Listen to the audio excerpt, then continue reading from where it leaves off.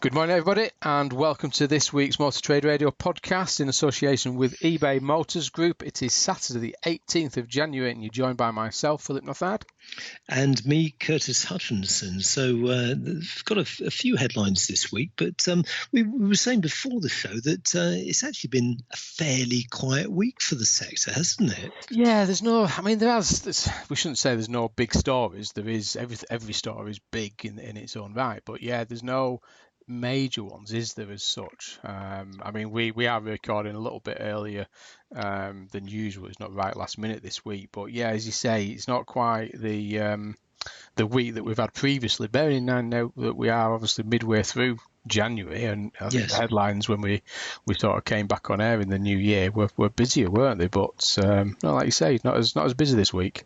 Yeah, but don't let that put you off, dear listeners. So there's nobody. There's no chief left the country in a box in the back of an aeroplane this week, sadly not. No, although anyone interested in the ongoing Carlos Ghosn story, you should go over to Automotive News Europe, because they give more or less a daily update on what he's up to. So definitely worth heading over there. He is the news, isn't he? He's his own hashtag, isn't he? To be fair, he is. Yes, yeah.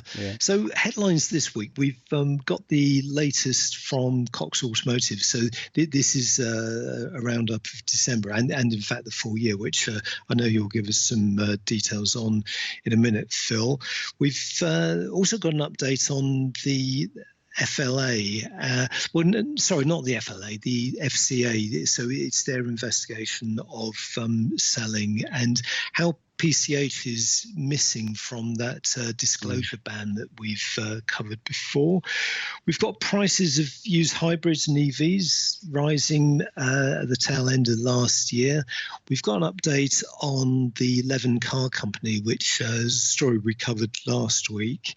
And finally, I've got a cracking finally this week about models that are no longer on sale, but you don't necessarily know they're no longer on sale because, of course, the manufacturers don't tell us. And we've got an interview with Alison Fisher, who's the Chief People Officer at Cox, talking about the Barbara Cox Award. We have. So, again, let's say not a massive week of headlines. We do know that it was the What Car Awards this week. And interestingly, the Puma has won Car of the Year, hasn't it? The Ford Puma. It has, yes. Yeah, one of, there's, I've been to the What Car Awards many times over the years, and it's a pretty full-on evening because I should imagine they've got 25 or more categories, but as you say, Car of the Year 2020 was won by the Ford Puma. Yeah, and like I say, if you head over to Car Dealer magazine, they've ran the story with the winning the awards, and actually at the bottom of there is all the awards for each of the sectors, from your executive car through to your MPV, etc. So head over there if you want to have a look at what car have given the Car of the Year to in each of the categories. But like you say, a bit of a slow week so far, but well done to the Ford Puma. Good looking thing that when it does hit the UK roads.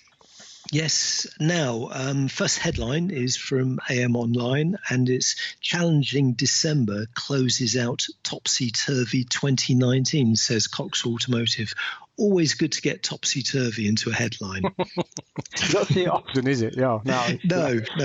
And so this is research that you did, Phil, looking at December and the full year. So I know it's a big piece of research. So what would you say are your key takeaways across retail, wholesale and funding? Yeah, I think you're right. I think, in terms of the, topsy-turvy or roller coaster, I think 2019 has certainly been one of those years. A lot happening in the sector, and we know that the first quarter of 2019 started quite strongly, slowly tailed off as we went through the end of March into the remainder of the year. But I think what is key, I think in terms of that retail market, is that, we know that the new car registrations are down 2.4%, which is to the 2.3 million, which I think is still a reasonably good result, bearing in mind some of the headwinds that the sector faced throughout 2019.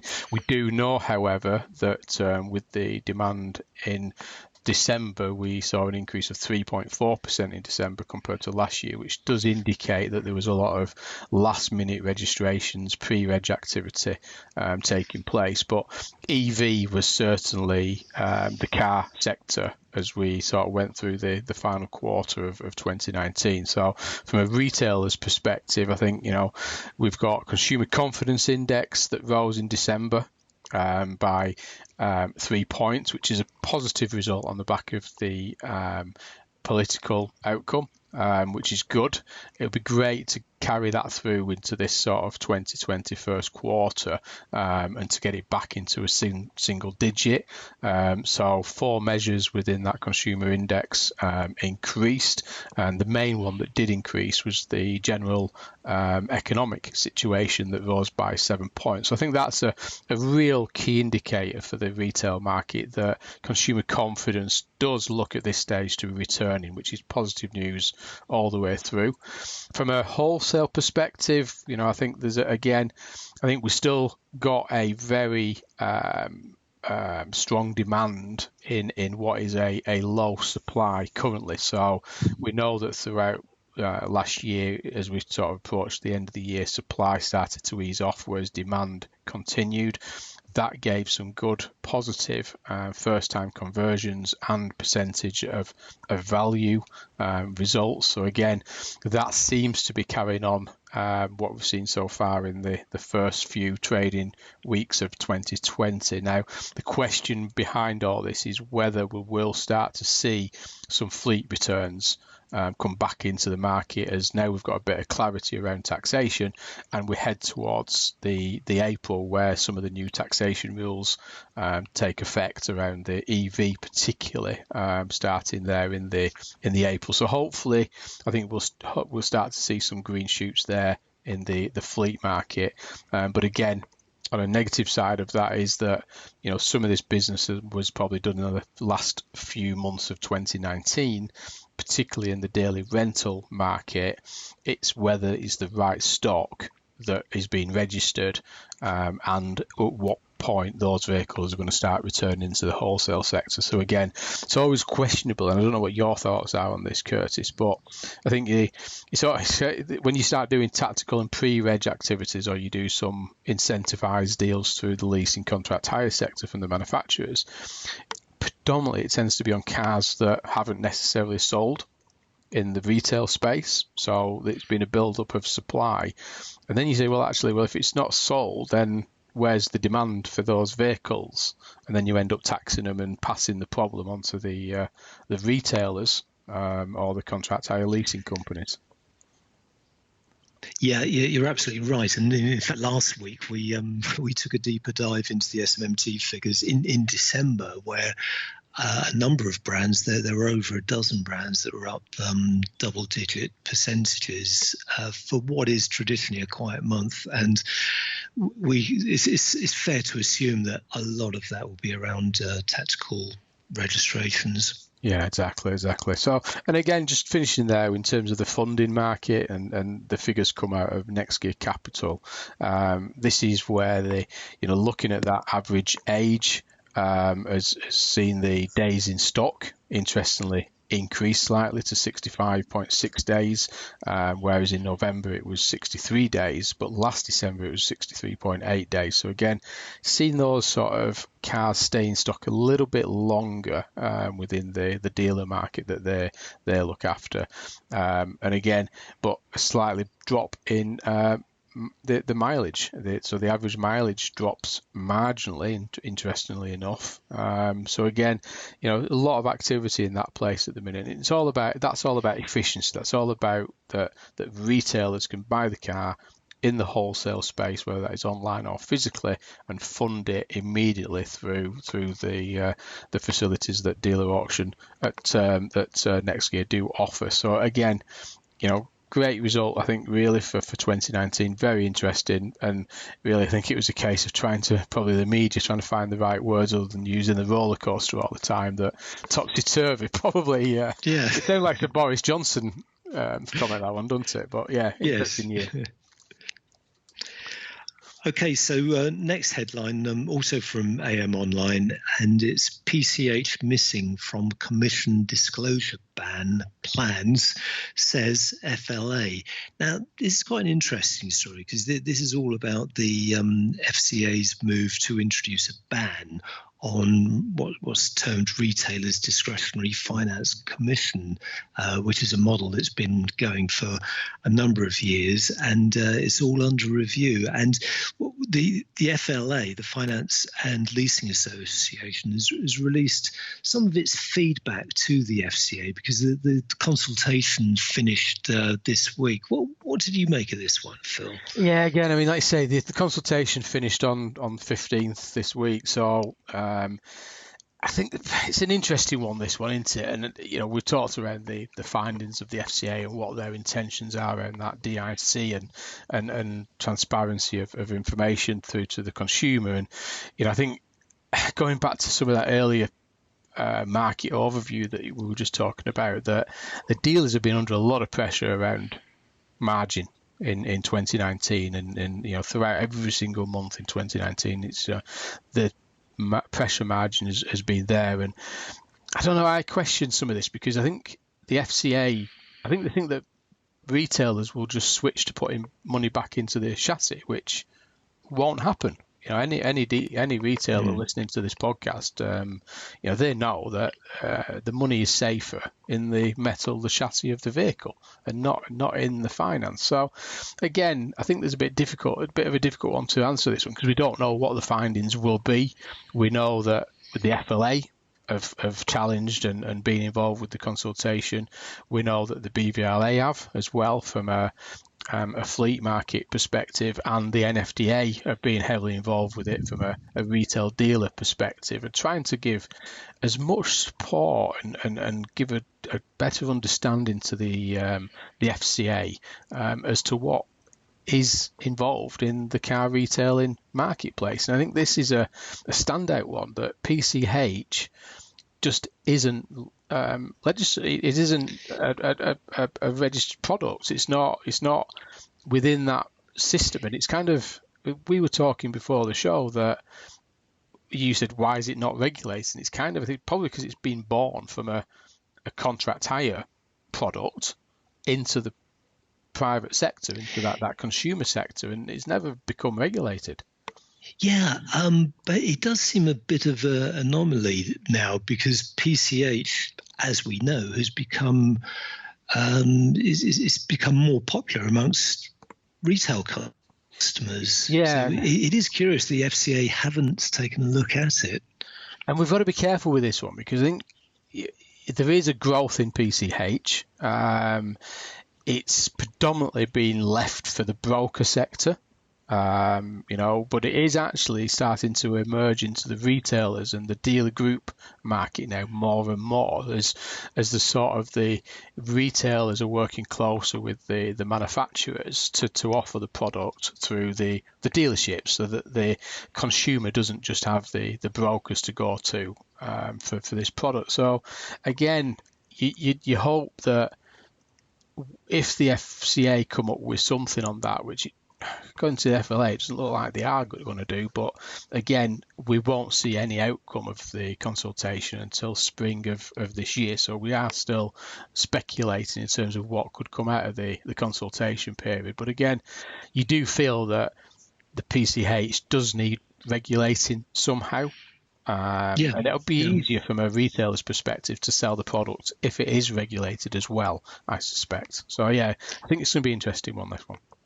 Yeah, and one of the things the story does shed some light on is the timeline. So we're expecting to see details of the FCA's recommendations in March or April, and the implementation could follow 3 months after that. But what the FLA are asking the FCA for is a 6-month window, that they're saying it will take longer to implement it. And they're making that quite clear to the FCA.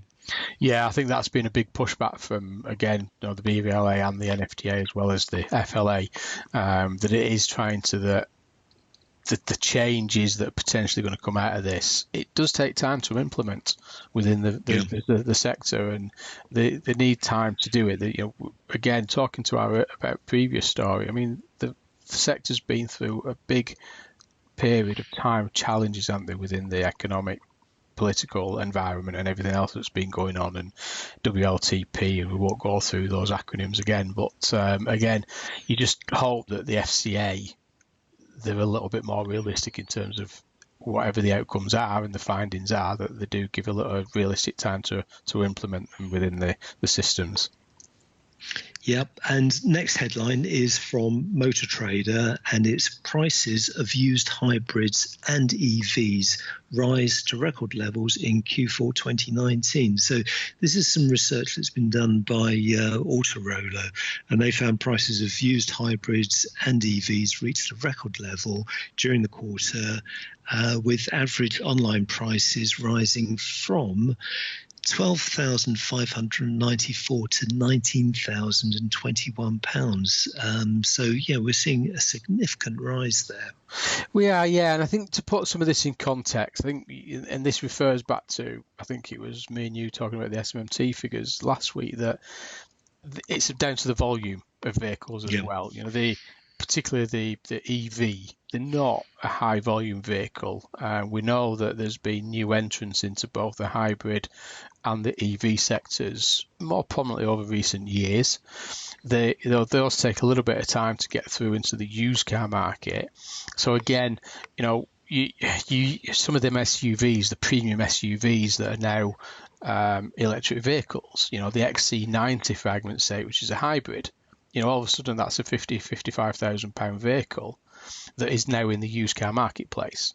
Now, previously, you wouldn't have had that vehicle as a used car, particularly in that sector. So, again, I think comparing it to the combustion engines, the petrol and diesel, those vehicles have been around a lot longer, a lot more of them in the marketplace. So you do need to put this in context a little bit relative to the volume of vehicles. But again, it shows the good thing is we're now starting to get some in the used car market. The volumes are coming through, and now it's giving you sort of a better picture around what the price of those vehicles will be. I think the key with this is keeping an eye on the depreciation values and that sort of mark rather than the average price of the vehicles themselves. Yeah, now you're listening to the Motor Trade Radio podcast in association with eBay Motors Group, the only weekly podcast serving the car retailing sector, and available online at motortraderadio.com and by subscribing on iTunes, Google Play, Spotify, Deezer and SoundCloud. So the next story is you mentioned it at the start of the show. After this, we'll head over to the interview with Alison. But we spoke about this last week, didn't we, on the podcast, Curtis, around the Levin business up in the Scottish territory there going into administration. But this week, the BBC News have actually updated that story, haven't they, in terms of what's been happening around what's been sold or interested parts of the business and what others that they've closed the doors on, unfortunately. Yeah, absolutely. So Levin operates in Selkirk and Edinburgh, but the BBC story has said that the Selkirk sites, which represent Kia and Suzuki, have actually closed, and so that's with the loss of 23 staff who were made redundant earlier in the week. But it does say discussions are still ongoing with interested parties over the remaining sites in Edinburgh, which actually cover a number of brands. There's Aston Martin, Kia, Lotus, Mitsubishi, and Suzuki. So let's hope that they find a buyer there for those businesses. Yeah, like you say, I mean, it is a shame that the administrators, like you say, have shut the doors on those businesses, showing a lack of interest probably in terms of opportunities to sell them. But I'm sure some of them discussions were taking place with the manufacturers themselves in terms of interested parties and where they could maybe move those businesses onto. But let's fingers crossed that the other businesses over in Edinburgh there do get a buyer. And that the staff can be maintained and moved on to a new owner in the future. So with fairly short headlines, but again, still lots happening in the trade medias there. So head over to the trade medias we've been talking about there, and other stories do hit. And hopefully next week we'll have a more bulkier stories. But we're going to head over now to the interview with Alison Fisher, who is the Chief People Officer for Cox Automotive, and this is more about the Barbara Cox Awards that is open to the whole industry. And Alison's going to share her views as to what the award is about and how you can nominate that. And now we're delighted to welcome Alison Fisher, Chief People Officer at Cox Automotive, who's going to tell us about the Barbara Cox Woman of the Year Award. Now in its second year, this award scheme is open for nominations and acknowledges and rewards the leader or manager who is making an outstanding contribution to the automotive sector. So welcome to the podcast, Alison. Thank you. It's great to be here. Right. Perhaps you could start by telling us a little bit of background about Barbara Cox and what actually led you to launch the scheme last year. Thank you. So Barbara Cox was the daughter of our founder, Governor James Cox. She was a true business pioneer, probably ahead of her time, and was a director for Cox Enterprises, which is our parent company, for many years. And she was a lady who was at the forefront of what went on within the automotive industry over in the US. And the Barbara Cox Award has been taking place in the USA for the last 14 years, as you just said. Yes, it's our second year. And the reason we launched the scheme is really to give the recognition to women within our industry. And it's really important that we promote and celebrate some of those achievements. So that's why the award carries her name, the recognition of her achievements, but shining a light on some of the fabulous things, the achievements of some of the things our ladies are doing across the automotive sector at the moment. So, hi Alison, and again, welcome to the show, and pleasure to have you back on again. So, in terms of diversity within the automotive sector, we know that it's constantly a challenge. There's lots of things happening around that. Do you think that's one of the reasons why the Barbara Cox Award is so important to the industry as a whole? Yeah, absolutely. I think so, because, and I've spoke about this previously with you, is for me, as an industry, if we're going to continue to thrive and be successful in the future, then we need to be more inclusive and we need to be more diverse, because the challenges that we face and we continue to face mean that we need the very best people in our industry for us to be successful. And with the Barbara Cox Award, for me, it's about how do we attract and retain the very best people, whether they're men or women, into our industry for us to grow. And Barbara Cox Award, as I've said a little bit earlier, is about shining the light and showcasing the very best in female talent, so that we inspire and encourage others that they can follow in their footsteps. So I think it's really important as an industry we continue to have that conversation about being more inclusive and more diverse. And Alison, can you tell us why you think listeners, listening today, should nominate someone for this award? Well, for me, it's really important that we show through recognition that we appreciate some of the great achievements of women within our industry. So do you know what? When somebody tells you you've done a great job and you get some recognition that you've been put forward for award, you feel $1 million. And for me, I'd really encourage your listeners this morning to think about a woman within the industry you think deserves that recognition, because it will mean so much to them just to know that they've been nominated. But it also enables us to give them the profile and showcase the wider talent that exists across our industry. So I'd really encourage all of your listeners to think about somebody who deserves that recognition. And Alison, I mean, obviously over recent weeks and months, really, we've been trying to promote this to get those nominations in, but it's probably worth pointing out and worth talking through, obviously, how simple the nomination process can be and where listeners can make their nominations and what to do and why, and in terms of the deadline that's obviously approaching now.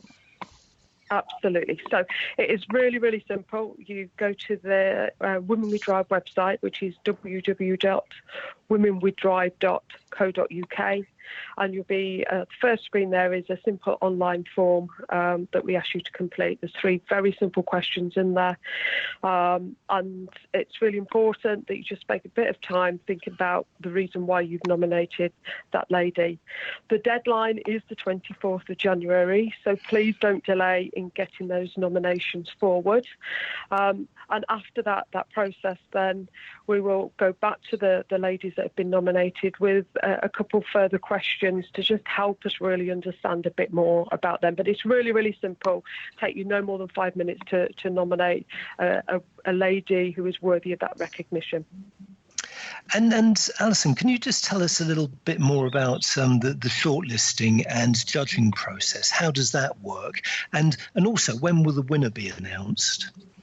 Absolutely. So I'm delighted that we're actually bringing back the same panel as last year. So myself and Martin Forbes from Cox Automotive, but I'm delighted that Dash Gupta from Marshall Motor Group and Catherine Fires from Auto Trader are also joining us.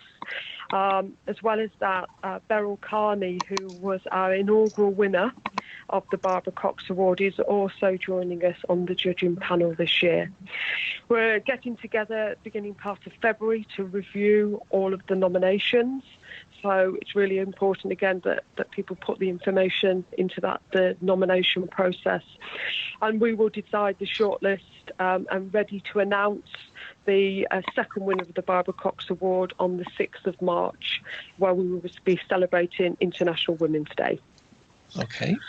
Excellent. So, I mean, as I say, last year it was great. I mean, the social push behind that when the winner was announced was fantastic. So, again, just from Curtis and I and the podcast, thanks for joining us this morning, Alison. It's been a pleasure as always. And just to recap, the entries are open until the 24th of January.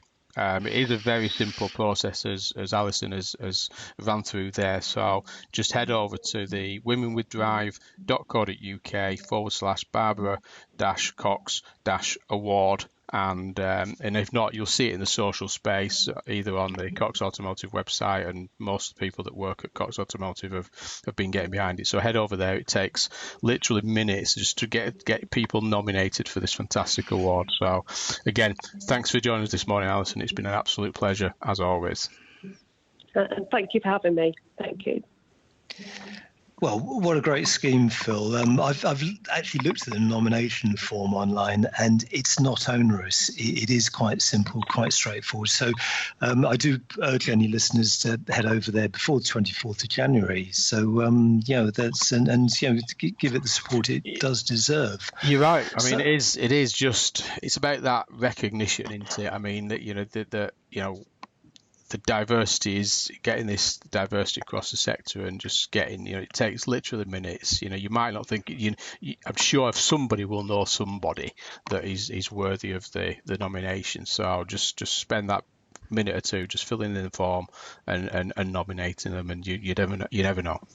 Yeah, absolutely right. Which brings us to this week's And Finally. Now, I'm really pleased with this one, Phil, because I stumbled across this. I was doing a bit of research on some cars, different car sectors, and I used the JATO websites a lot, and I found this blog. Now it was posted towards the end of the last year, so it's not that new, but it's fascinating. So the headline is Europe says goodbye to 15 of its car models. So what JATO have done is they've identified 15 cars that were discontinued and are no longer on sale. Now, we all know that when the car manufacturers launch a car, they make a lot of noise about it. There's the press launch, there's press releases, there's videos, goodness knows what else. But when they withdraw cars, they don't actually make a big song and dance about it. So there were a couple of cars on this list that really did surprise me. A few that didn't surprise me, but what did you make? Yeah, I think interesting. Shame it's not a top 10 for you, Curtis. In fairness, yeah. But, I know last week you on last week's podcast we were talking about obviously the new entrants and the an MG a little bit, and we talked obviously about the MG GS stopping, but I was a bit shocked that actually the Kia Carens was still going. I think more than anything else, but it has been stopped. I mean, it's an interesting one. The Kia Carens, that was always a very high tax vehicle from a VED perspective that you didn't want to talk about too much when you were selling those. But yeah, it's quite interesting. Some of them you can understand, can't you? I mean, some of them have been going for some time, and it's probably time that they dropped it, that it's probably had its day. But like you say, some others have sort of. And you think they've not been around that long, but actually, when you look at the years, they have actually been around a while, haven't they? It is surprising. The Ford B-Max, so that was discontinued. That's been around for 8 years, and it never really established itself. It was sort of between and betwixt, sizes. So it was never that clear who it was aimed at. So that one's gone. Pulsar didn't really get going, did it? The Nissan Pulsar. No, Nissan Pulsar. 6 years. Yeah, that was an interesting one, and we do talk about Carlos Ghosn on the podcast quite a lot, especially recently.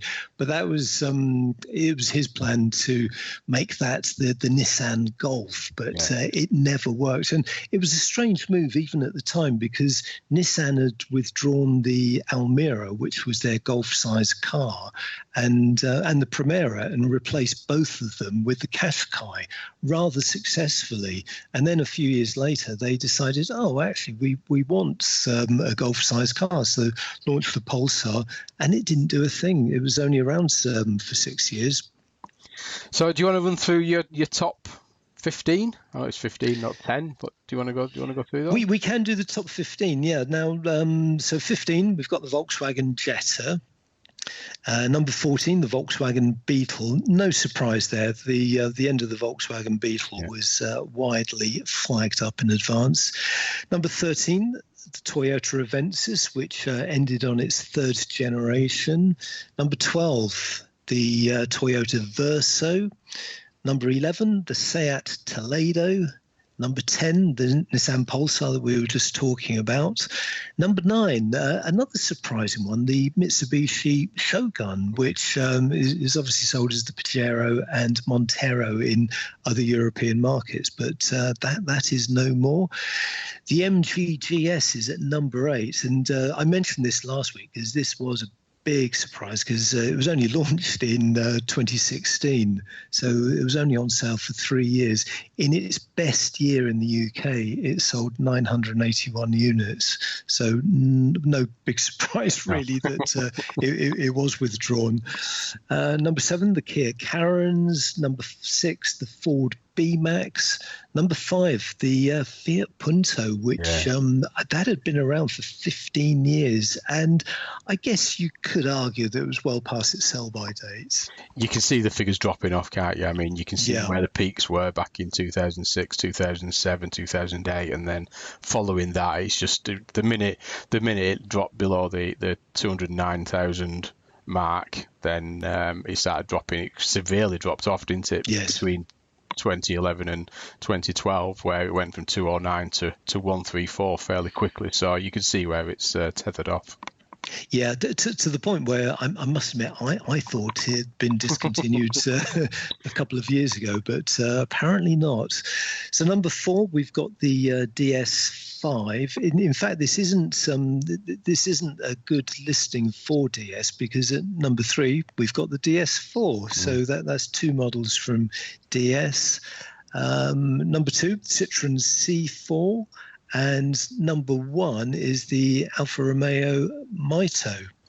Yeah, and you can see where the Alpha, it never really, I mean, if you look at some of the volumes of some of the other players that they've obviously been discontinued across those ranges, it's nowhere near in terms of volume, has it? It's never done anything significant. I think back in 2009 was its peak at 62,000 registrations, and then obviously it severely dropped off from there. But as you said, it was dropping to 1,000 last year across Europe, 1,000 registrations. Yeah, but like I say, I mean, there's obviously vehicles in the UK that you might, you're looking at the UK, but this is obviously looking at it from a European perspective. But yeah, quite surprising there with the 2 DSs there in the top 5 there. And like you say, I think the Fiat Punto probably has had its day now for Fiat. Be interesting what the next thing to do with Fiat 500, because you think the Punto's been around a while. I think the Fiat 500 feels that way at the minute, doesn't it? Yes, yeah. So, and of course, it'd be interesting to see who makes the list this time next year. Yeah. So again, fantastic. I think great interview there with Alison. Just to leave it on a positive note here, get nominating takes literally minutes. You must know somebody, worthy nomination, fantastic, open to everybody within the automotive industry. So, we get them nominated. So this week, again, you've been listening to Motor Trade Radio in association with eBay Motor Group, and the only weekly podcast serving the car retailing sector. So again, thanks for tuning in. It's been a pleasure as always, and thanks again, Curtis. Yeah, thanks for tuning in, everyone, and we'll be back next week.